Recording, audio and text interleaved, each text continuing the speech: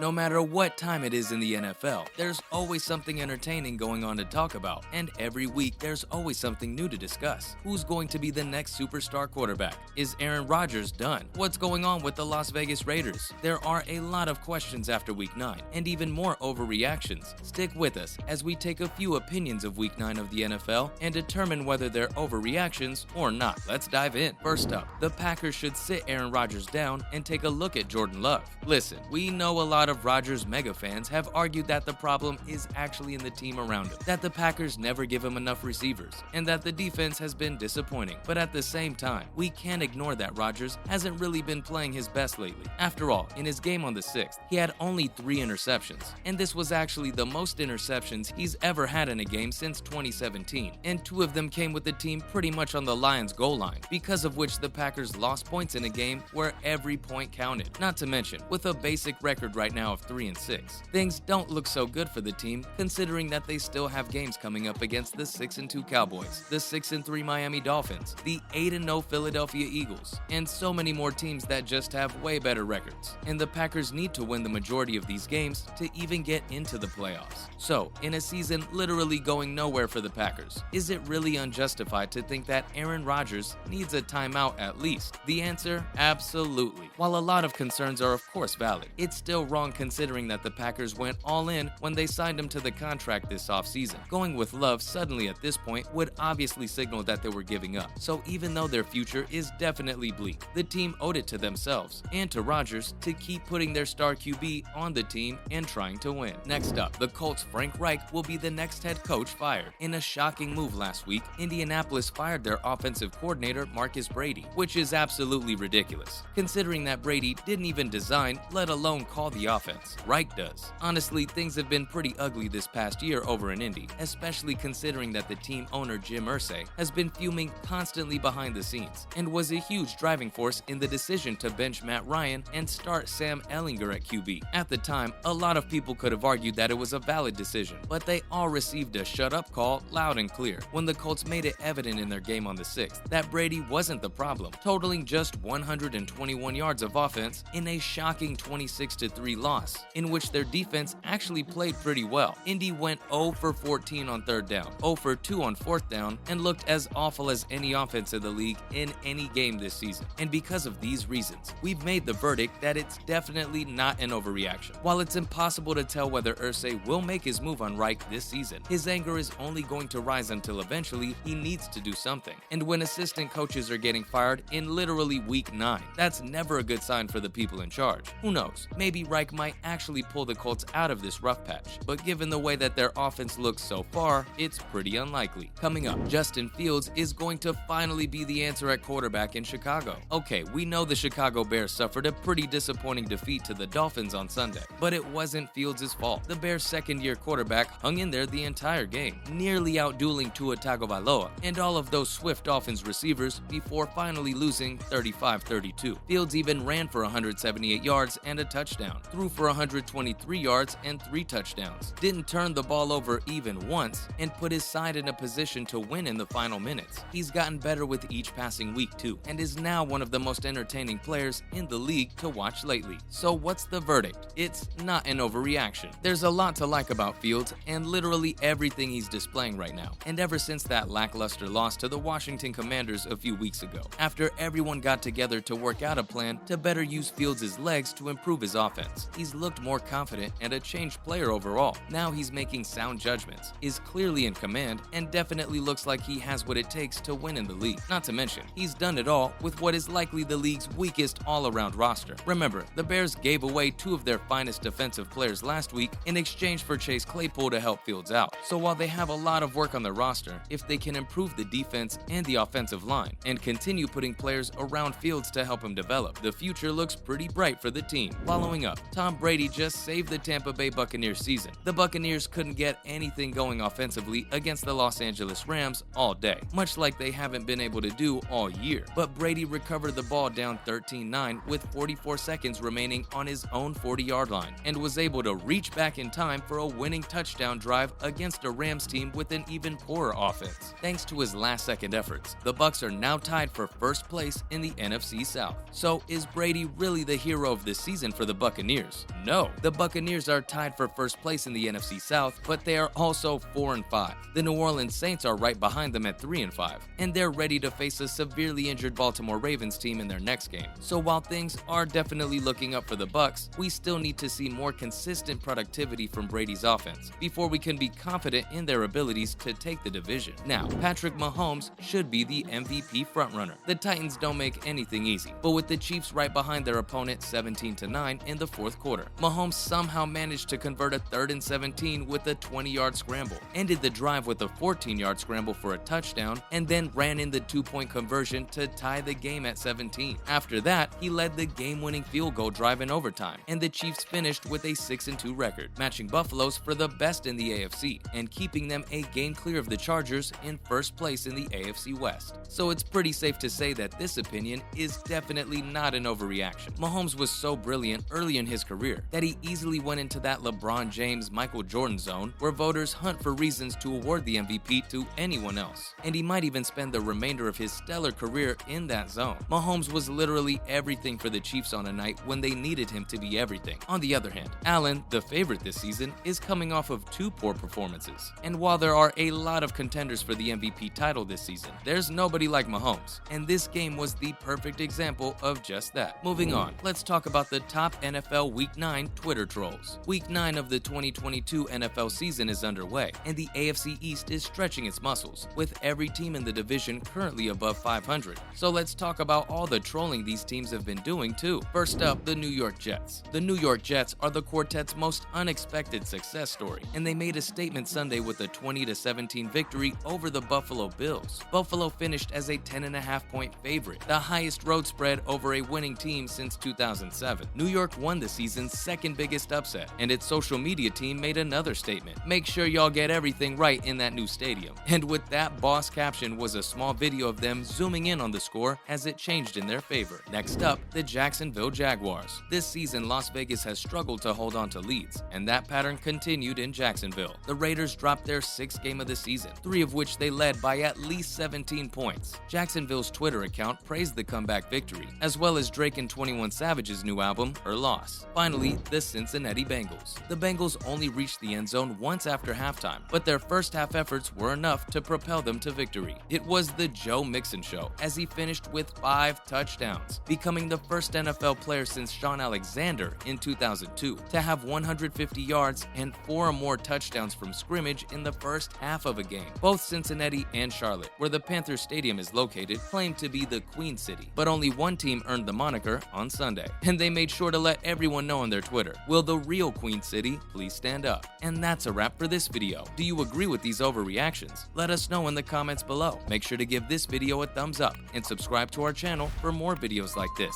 Thanks for watching, and we'll see ya in the next one.